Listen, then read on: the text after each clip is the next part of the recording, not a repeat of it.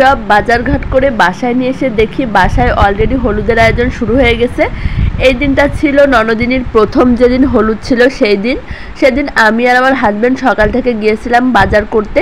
তো বাসায় আসতে আসতে অলরেডি দুপুর হয়ে গিয়েছিল। তো এসে দেখি উঠানে মানুষ ভর্তি, সবাই মিলে ক্ষীর রান্না করতেছে, যেহেতু ননদিনীর সেদিন ছিল প্রথম গায়ে হলুদ। তো আমি তাড়াতাড়ি করে লাগেজের ভিতরে আবির খুঁজতেছিলাম, কারণ আমি খুলনা থেকে আবির কিনে নিয়ে এসেছিলাম। শুনেছি গ্রামে অনেক কাদা মাখামাখি হয়, তো আমি চাচ্ছিলাম এবার কাদা মাখামাখিটা না হোক, তার জন্য আমি আগে থেকেই আবির নিয়ে রেডি ছিলাম। আর মানুষজন আস্তে আস্তে তো বাড়ি ভর্তি হয়ে গেল। তো আমি সবাইকে আবির মাখাচ্ছিলাম আর ভাবতেছিলাম যে আজকে কাদা মাখামাখি করা হবে না। গ্রামের মানুষ এসে প্রথমে এক এক করে সবাইকে রং মাখিয়ে মাখিয়ে ঘর থেকে বের করে নিচ্ছিল বাইরে। এই যে দেখেন বাইরে অলরেডি সবাই বের হয়ে গেছে, আর আমার ননদিনী কিন্তু অলরেডি কোলে উঠে গেছে, মানে তাকে কোলে করে ঘর থেকে বাইরে নিয়ে গেছে গোসল করানোর জন্য। তো এখন তাকে ততক্ষণ পর্যন্ত কোলে রাখা হবে যতক্ষণ পর্যন্ত টাকা পয়সার হিসাব না মিটবে, কারণ গোসল শুরুর আগে একবার গ্রামের মানুষকে টাকা দিতে হয়। ননদিনী কোলে উঠে বসে আছে আর এদিকে সবাই মিলে রং মাখামাখি হচ্ছে।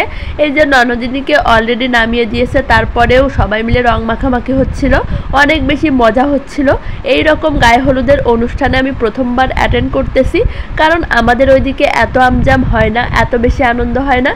তো মেয়েকে আবার ফিরের উপরে দাঁড় করিয়ে তারপরে আবার এই যে সবার কাছ থেকে টাকা আদায় করা হচ্ছে।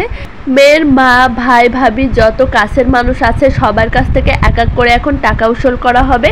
এদিকে আমার মাকেও ধরেছে, এই যে আমার মা চেয়ারে বসে আছে, তো তার কাছ থেকে খুব করে গ্রামের মানুষ টাকা আদায় করতেছে। দেখেন এখানে টাকা নিয়ে খুব দর কষাকষি হচ্ছে। তো তারপরে সবাই মিলে টাকা গোনাগুনি করতেছিল, অনেক বেশি আনন্দ করতেছিল। টাকা নিয়ে মিটমাট না হলে আবার মেয়ের গোসল করানো শুরু হবে না। তো এদিকে বরণডালাও রেডি, অনেক বেশি মজা করতেছিল সবাই মিলে। তো তারপরে সব কিছু রেডি করে মেয়ের গোসল করানো শুরু হয়ে গেল। এই যে দেখেন অনেক সুন্দর করে কিন্তু বরণের কুড়াটা সাজানো হয়েছে। তো এই তো তারপরে মেয়েকে গোসল করানো হলো, আর মেয়ের সাথে আমি যেহেতু ভাবি আমিও গোসল করেছিলাম, কিন্তু কোনোভাবেই কাদা মাখামাখি আটকাতে পারিনি। দেখেন সবাই কি পরিমাণ কাদা মেখেছে, আর এটা ছিল একদম লাস্ট মোমেন্ট। তখন গোসল করানো একদম শেষ, আমি উপরে চলে এসেছিলাম কাপড় চেঞ্জ করার জন্য। আর এদিকে আমার ননদিনীর বরণ অনুষ্ঠান চলতেছিল, যেটা আমি মিস করে ফেলেছিলাম। আমি জানতাম না যে এখনও এত কিছু বাকি।